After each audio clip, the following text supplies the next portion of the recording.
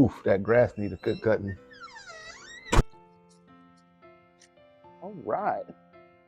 Hey, good afternoon, everybody. Welcome back to the channel. Episode 6 now of Walk and Talk with Jimmy. I've been meaning to get around to doing this one for a while, but it's been pretty busy. Just some quick updates for one. Super excited to be back at work, working with my team. So that has been really, really awesome. Get back in the groove of that. Secondly, I've been doing quite a bit more running. So that's been awesome, getting back into my running form. I got about 45 miles last week, between 5 and 8 miles runs. So I'm trying to get back up to where, I'm running 5 days a week, about 10 miles a day. Get me back in that marathon running shape. So that's been quite nice. Not sure how long today's episode is going to be. I really want to talk about just some thoughts and ideas I have around, listening. And, as I've been thinking about, the ultimate intention of the channel to really continue to help spread positivity and bring joy.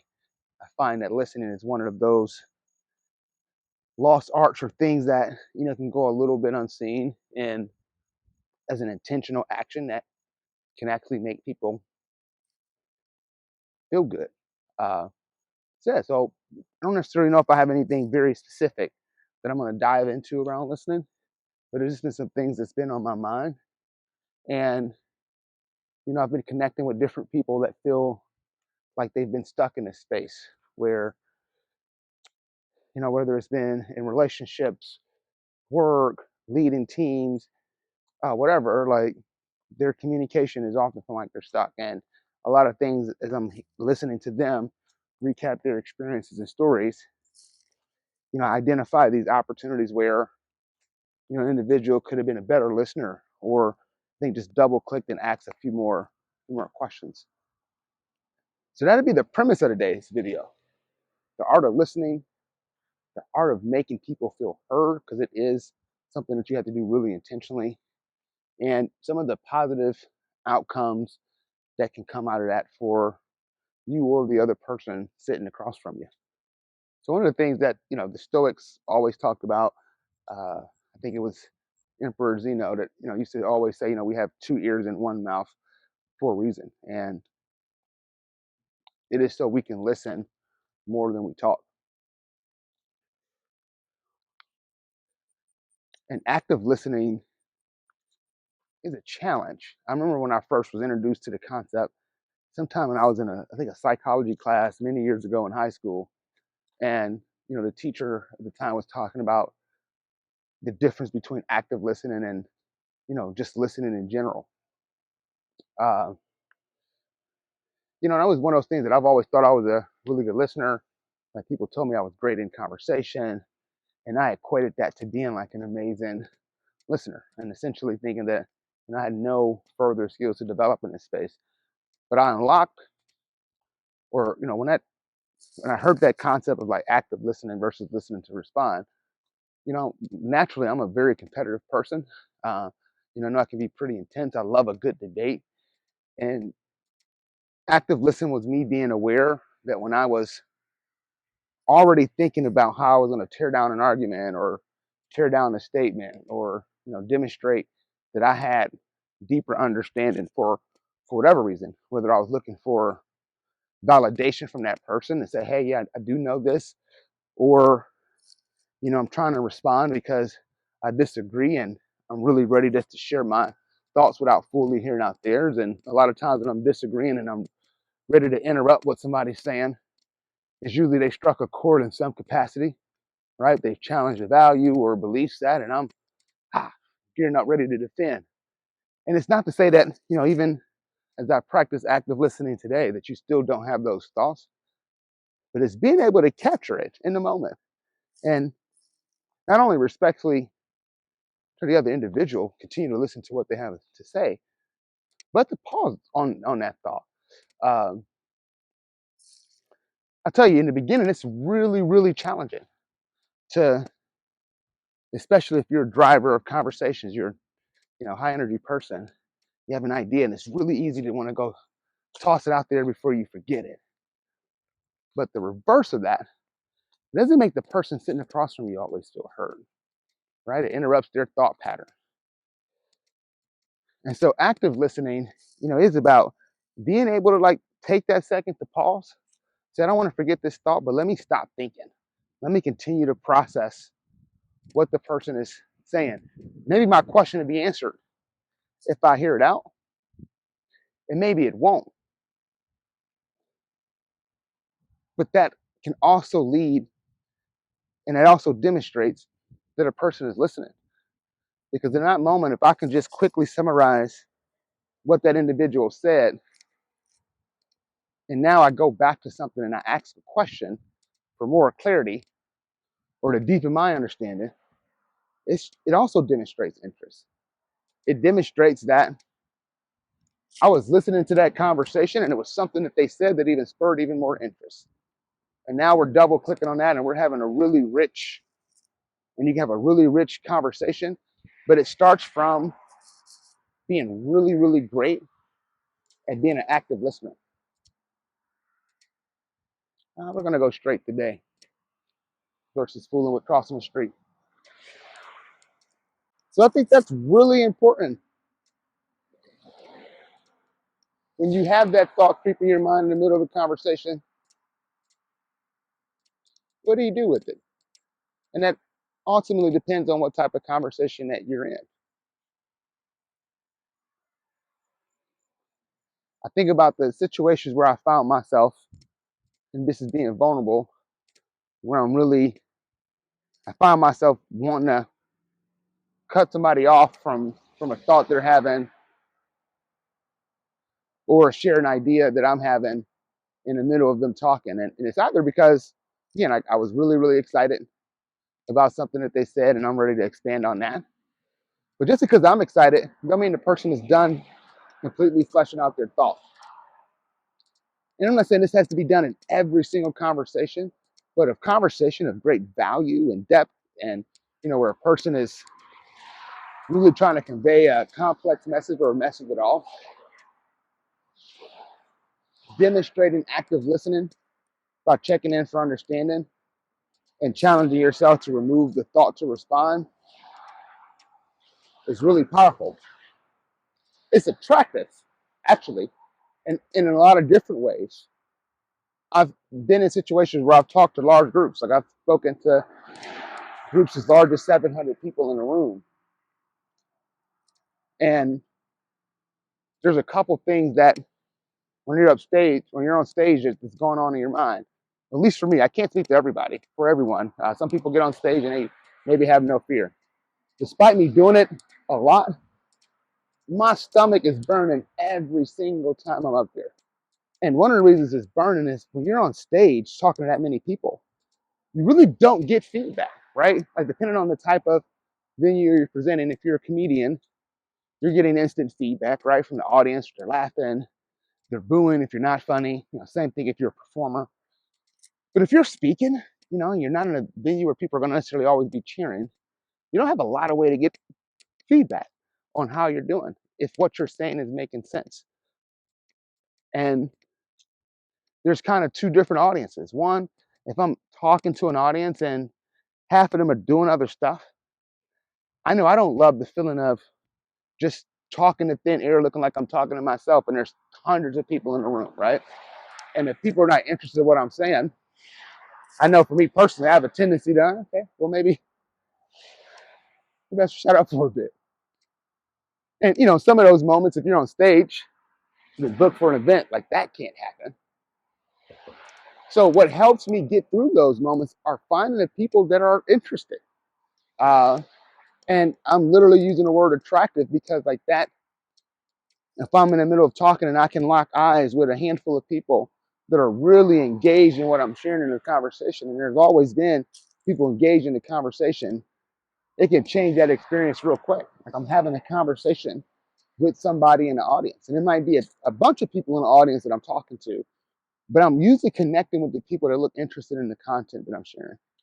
That's the most locked in, and I can. I don't know what that was. Anyway, but I'm having a conversation with the people that are most locked in, and it's that interest that I find attractive. It's that interest that make me as a presenter lock eyes with the individuals in the crowd. And you might have been in a situation where you've been in a or you're watching a speech or a seminar or somebody on stage and it feels like they're talking to you. If you've never been on stage before, you might not know this, but they are, right? If you're really interested in the content and somebody's up there giving information or they're just up there presenting, like as a person, I can kind of tell who's like the message is resonating with. And those are the people I'm like locking in and I'm having conversation with. So that ability to demonstrate interest is really, really important. Good morning, boss. How you doing? And there's a couple ways that you can demonstrate interest in a conversation and make people being heard. Some of them are verbal, some of them are nonverbal. One of my favorite verbal ways to do it is repeating back what the person said in your own words. And if they don't feel like that captures it, they'll tell you. And you have to be open with them telling you, hey, not quite. This is where that little difference is. And I find that even if I don't see the difference, asking questions there on like why they might see it that way is usually the unlock to making the person feel heard, allowing them to really explain something out. Whether I'm trying to change their perspective on it or just listen, me doing most of the listening and letting them talk about and find the contrasts and differences I find really, really valuable. The other way we demonstrate interest that we were just talking about. This is a nonverbal is asking questions. And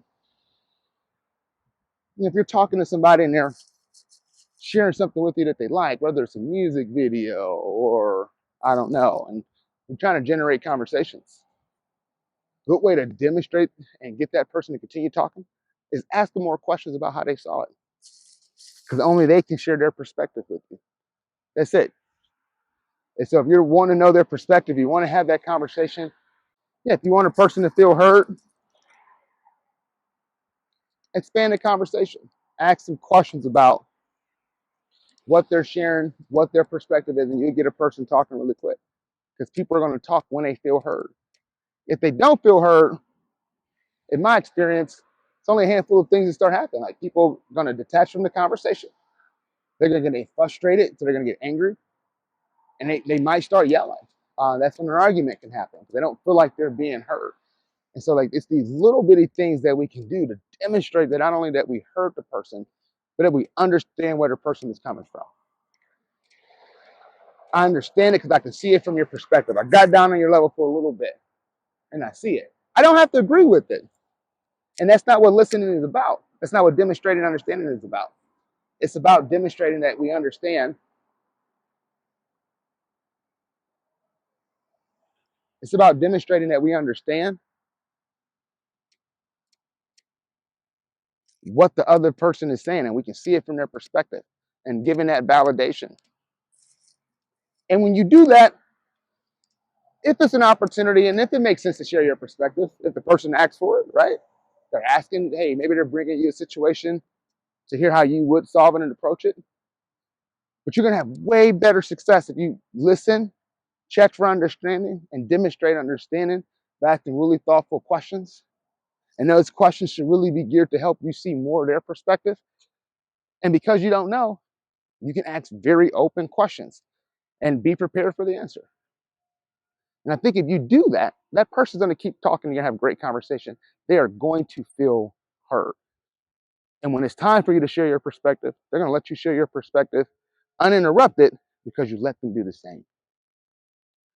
And that's a very, very powerful connection when it comes to demonstrating that you understand it and creating a space where people can feel heard, is that you know that you've done it and you're able to share your perspective and they're no longer trying to interrupt yours. And I find that is a very disarming question. Are you open to hearing my perspective?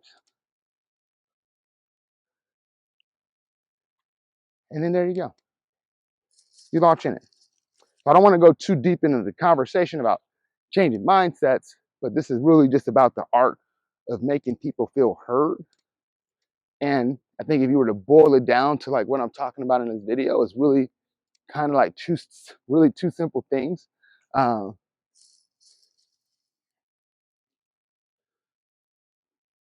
One, as somebody's talking, resist the temptation to be formulating a response in your mind. Instead, play back what they're saying in your mind. That's a good trick for me too. And then demonstrate interest in what they're saying. And you do that by being interested in what they're saying versus trying to be the most interesting person in the conversation. If you're going to be the most interesting person in the conversation, you're probably not going to be listening that much in that conversation. And if I'm in a conversation, I'm not listening, I'm either giving instruction, I'm teaching as a subject matter expert.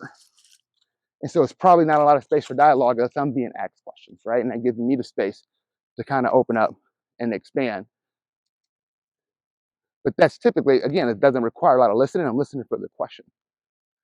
Not sure if, listening has been something you're working on. I feel like communication is at a root of a lot of challenges and obstacles.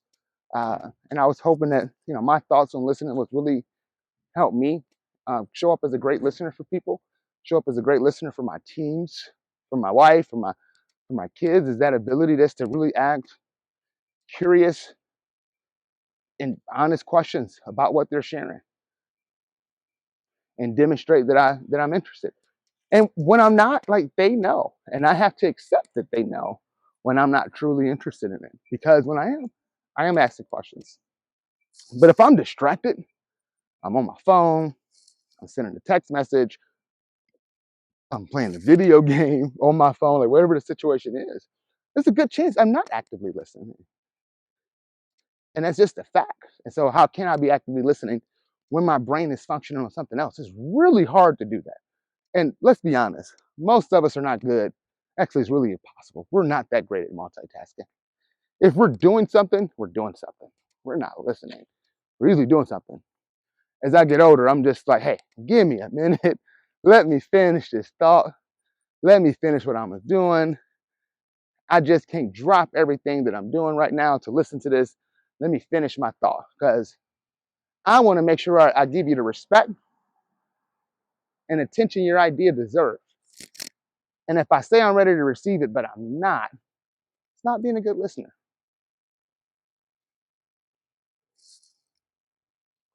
Some of the best feedback I ever got as a leader, I had a team member that told me one day, and I'm probably going to get it wrong a little bit, but it meant a lot to me because it just kind of put this into the physical space for me to see like how this show up for other people. So I always walk around, how you doing today? And when I'm asking that question, I really want to know the answer. Like I really do. Like I'm leaning in. I usually have a follow-up if I get a surface answer. How you doing today? Good. Just good? What will make your day great? Right? Oh, not okay. What's going on? How was the weekend? Right? If I get something surface, I'm going to dig a little bit because I want to know the non-surface answer. But I used to do this thing where I would ask people how they were doing and then get a text message and immediately pull out my phone and we're sending a message. Whether it was my boss, I don't care who it was. I'm making an excuse like, oh, this is more important than what you're telling me right now. And when I got caught out on it, I had to pause and think about it. My initial inclination was to defend it. Like, hey, when my boss calls, obviously, I have to catch myself. I'm saying that they're more important than what you're telling me right now. And I don't even know what they're telling me because I'm having to pull out my phone to check the message. So I can just say, well, they're more important than you as a person, which is not how I really felt. That was my incentive to change my behavior because it wasn't how I was felt, but that's how I was showing up to people. And as I workshopped it in my mind, I'm like, well, yeah, that's essentially what I'm doing with my behavior, even though my actions and mouth is saying something else. So something that over the years I consciously worked on, that if I'm asking somebody how they're doing, phone's in the pocket. I want to know. I'm looking you in the eyes. I'm ready to ask follow-up questions. I really want to know how you're doing today. What's going on? What's new? Can't do that if I'm texting on my phone while I'm asking somebody the question. It's just really powerful connection. And, I thank that person quite often for that piece of feedback and having the courage to stop me in my tracks and make me think about something from a different perspective, because I wouldn't have thought about that on how that showed up for others. Power of listening. And since I've done it, I can tell you, I have a deeper connection. Like I get way more richer answers when I ask somebody how they're doing. I think I'm not doing nothing else. I'm pausing, looking them in the eye. How are you doing? What's going on and what's new? So listening is a powerful tool. I always say if you want to figure out like what's going on with a person, listen, ask them questions, get them talking about themselves. You're trying to get down to a root cause of miscommunication. Listen. It's easier to listen and just ask probing questions to get the person talking and be genuine and trying to understand it. Because here's the truth. It's no way their perspective can be wrong, just like there's no way your perspective can be wrong because it's your perspective. You just have to be willing to see things from other people's perspective. And so perspective matter. Looking at one side of a coin, you're only going to see Lincoln on a penny. And you can argue all day that Lincoln's on that penny, or I hope I got the right president. And somebody on the other side of it like, no, there's no president on this thing. Perspective. Flip it over or come walk on the other side and you can see what the person is talking about. And sometimes somebody is just looking at something from a different vantage point. Because you're not there yet, you can't even fathom. Doesn't mean that it's wrong. Listen, you might not be ready to get there because they're on level 150 and you just getting started, right? You might be on level 3 and they're on perspective 150, but you got to pause and listen to it. Good afternoon, boss. How y'all doing? Good. So, little food for thought. Hopefully the video helps. If it didn't help you, maybe you know someone it will, even if it's just a little snippet. Go ahead and snip it up and share it. We're not trying. We are growing this Joyful Warrior campaign with video number 6 already in. Hope by the end of this year, we can have about 25, 30 episodes. And we'll have a couple hundred subscribers spreading the word, getting this Joyful Warrior thing start exploding. So thank you for clicking on another video. And if you like what I said again, like, subscribe to the channel, and share. Drop a comment. Something you agree with, something you disagree with. If there's some tips that you have that can help people become better, active listeners, to help people feel more heard and expand the richness of our conversations. Because conversating with people is awesome. And hearing other people's perspectives can be awesome. You don't have to keep it. But wow, what a great way to hear and see the world by living a little bit through others. And you do that by, using these wind flappers. So thank you all. See you soon.